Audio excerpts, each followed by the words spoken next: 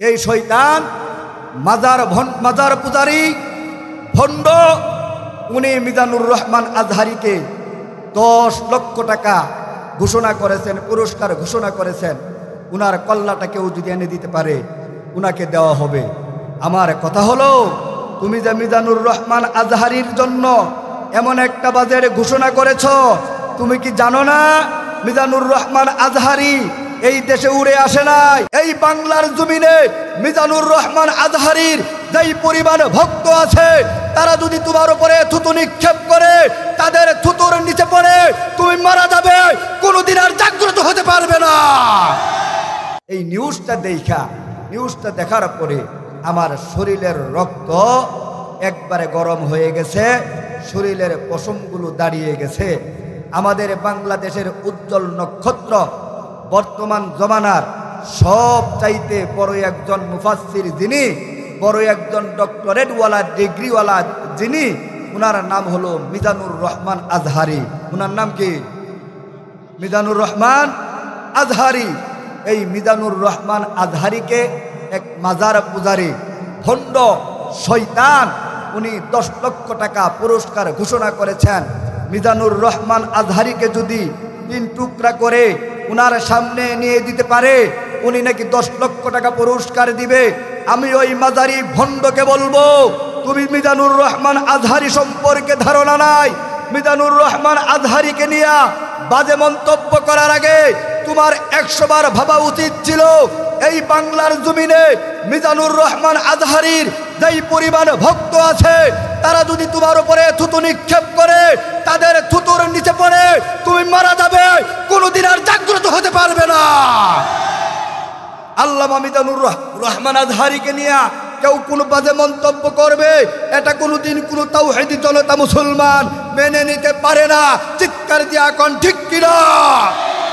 মিজানুর রহমান আজহারি এই দেশের মধ্যে উইরা আইসা জুইরা বসে নাই। উনি ডক্টরেট ডিগ্রি নিয়ে বাংলার জমিনে এসেছেন। যুবকদের আইডল, যুবকদের নয়নের মণি, কলিজার টুকরা মিজানুর রহমান আজহারিকে নিয়ে কেউ যদি বাজে মন্তব্য করে, লক্ষ লক্ষ তাওহীদি জনতা, লক্ষ লক্ষ যুবক রাজপথের মধ্যে উনার জন্য শাহাদাত বরণ করতে রাজি। চিৎকার দিয়ে এখন ঠিক কিনা?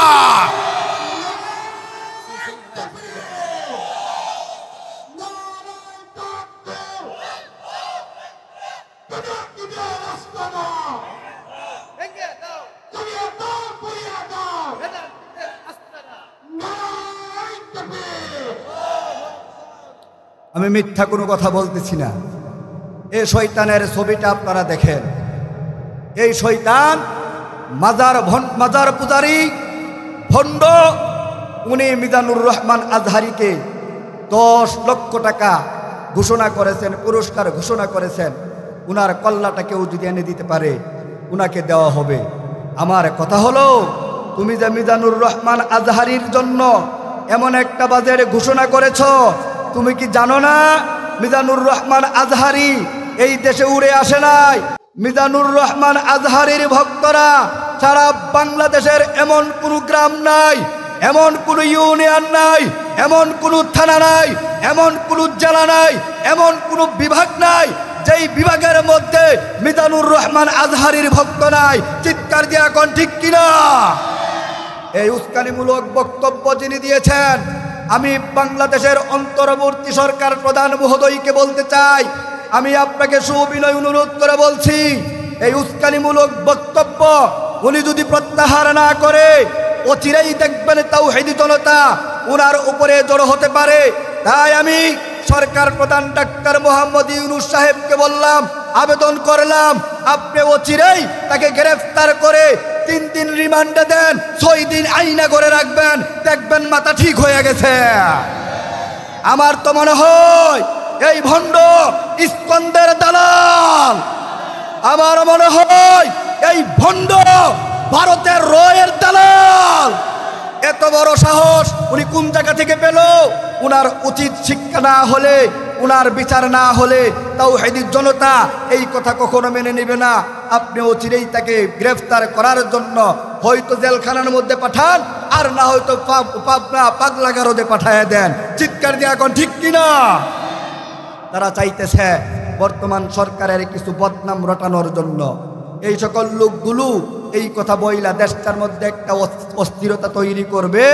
দেশের মধ্যে অশান্তি হলে ডক্টর মোহাম্মদ ইউনূস সাহেবের বদনাম হবে।